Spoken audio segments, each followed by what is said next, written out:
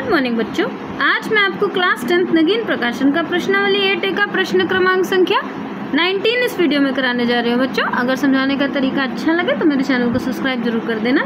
देखो क्वेश्चन में बोला है कि यदि साइन थीटा बराबर 7/25 है तो अंडर रूट में 1 माइनस कॉस थीटा और अपॉन में 1 प्लस कॉस थीटा का मान आपको ज्ञात करना है। तो देखो बहुत आसान क्वेश्चन है। सबसे पहले तो आप एक मंत्र याद कर लो, तो मैं हर क्वेश्चन में आपको बताती हूँ। मंत्र है आपका पंडित बद्री प्रसाद हर हर भोले, है ना। ये एक देखो 6 वैल्यू होती है, पहली साइन कॉस टेन और फिर नीचे से कॉट सेक कॉसेक, ये 6 वैल्यू होती है। उन्हीं 6 वैल्यू का ये आप इसको किसी भी नाम से याद करो, लेकिन ये इंग्लिश में याद करो, ज़्यादा आसान है। कैसे देखो, P का मतलब होता है परपेंडिकुलर यानी लंब, B का मतलब होता है बेस यानी आधार और H का मतलब होता है हाइपोटेनियस यानी कर्ण होता है ना। अब आप देखो एक समकोण बना लो। सबसे पहले जैसे हमने एक समकोण बना लिया यहाँ पर।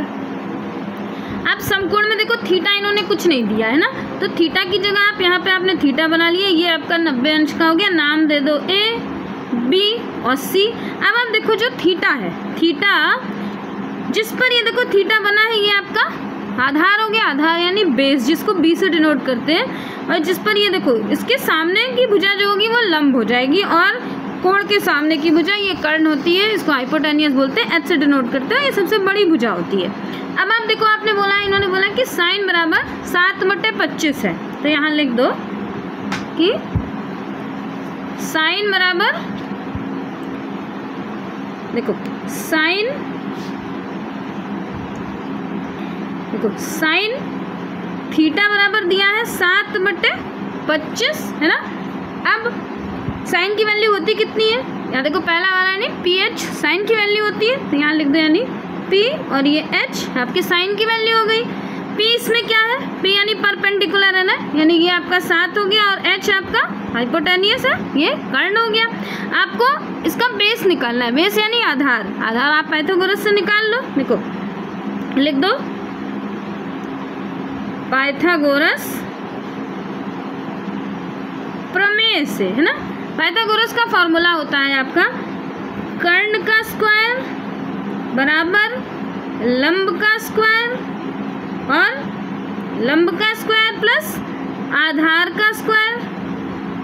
ये आपका पाइथागोरस का फॉर्मूला होता है। कर्ण देखो, कर्ण हमने लिख दिया, कर्ण हमारे पास 25 दिया हुआ है, लंब हमारे पास 7 दिया हुआ है, 7 का स्क्वायर और आधार नहीं है। आधार को हम नीचे देखो ये आधार है ना, इसको हमने लिख दिया AB का स्क्वायर, आधार हो गया आपके पास। अब 25 का स्क्वायर देखो, अब इसको सबसे पहले जो आपको पता लगाना है उसको बाहर कर लो। आपको AB पता लगाना है ना, AB को बाहर कर लो, AB का स्क्वायर। अब आप देखो जब कर्ण पता लगाते हैं, कर्ण हमें पता लगाना होता है तो जोड़ते हैं, लेकिन अगर लंब या आधार पता लगाते हैं तो माइनस करते हैं। अब 625 का स्क्वायर होता है, ये आपका 25 का स्क्वायर होता है 625, यहाँ लिख दिया हमने 625। अब ये इधर चला आया तो माइनस का हो गया और 7 का स्क्वायर होता है आपका 49। यहाँ से देखो AB, यहाँ से अंडर रूट यहाँ लगा दो। 625 में से आप जब 49 माइनस करोगे तो आ जाएगा 576। अब आप देखो 576 किसका रूट होता है। अब ये रूट निकालने के लिए एक तो देखो होता है लंबी विभाजन प्रक्रिया से निकालो, है ना, और एक तरीका होता है कि आप एलसीएम निकाल लो। देखो आप एलसीएम समझ लो, यहाँ रफ में समझ लेना इसको। देखो जैसे 576 का आपने एलसीएम निकाला तो सबसे पहले 2 से काटो, 6 है ना लास्ट में, तो हो गया देखो 2 2 ज़ा 4, 2 7 ज़ा 2 8 ज़ा 16 और 2 8 ज़ा 16, ये हो गया।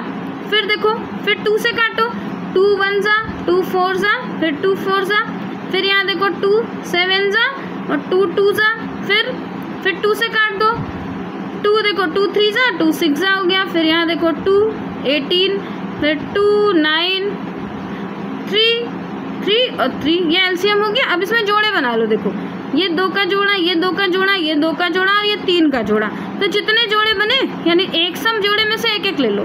तो देखो 2 इसमें से 2 एक ले लिया दोनों में से, 2 1 ज़ा 2, 2 2 ज़ा 4 और 4 2 ज़ा 8 और 8 3 ज़ा 24, यानी पता चल गया कि ये 24 का स्क्वायर है ना। तो हमें क्या पता चल गया कि AB बराबर हमें मिल गया 24।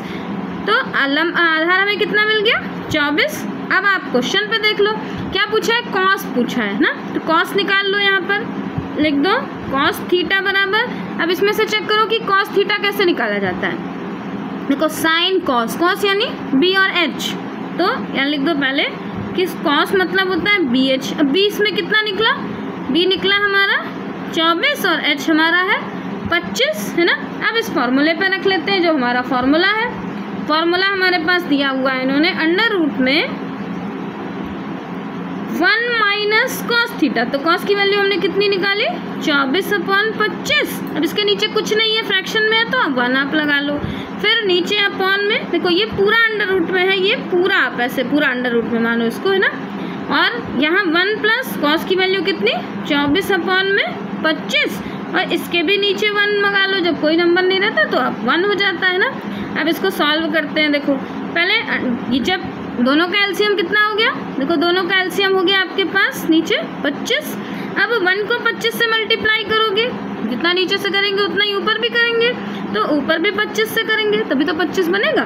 तो यहाँ हमने लिख दिया 25 और माइनस 24, फिर नीचे हुई, देखो एलसीएम हो गया हमारा 25 और यहाँ कितना, यहाँ हो गया हमारे पास 25 और प्लस 24। अब सॉल्व कर दो, देखो यहाँ 25 में से 24 माइनस हो गया, तो जब ऊपर माइनस हो गया तो बचा हमारे पास, अभी अंडर रूट में चलेगा, बचा हमारे पास 1 और यहाँ 25। फिर इधर देखो नीचे 25 और ये 25 और 24 जोड़ दिया आपने तो हो गया आपके पास 49/25, है ना।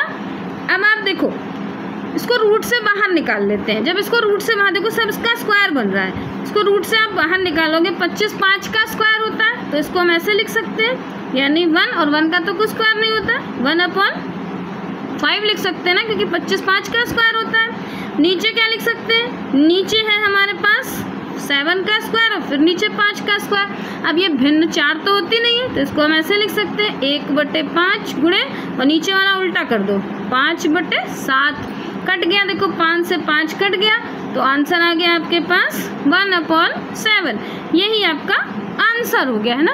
अगर बच्चों समझाने का तरीका अच्छा लगे तो मेरे चैनल को सब्सक्राइब जरूर कर देना। आप जितनी जल्दी से जल्दी मेरे चैनल को सब्सक्राइब करोगे, ज़्यादा से ज़्यादा सब्सक्राइब करोगे, उतना ही जल्दी मैं वीडियो आपको डालने का मेरा इंटरेस्ट और बढ़ेगा। मैं ज़्यादा से ज़्यादा वीडियो डालूंगी, जैसे आपके नगीन प्रकाशन के सारे क्वेश्चन सॉल्व हो जाए। तो ज़्यादा से ज़्यादा शेयर करना, सब्सक्राइब जरूर कर देना बच्चों। बाय बच्चों।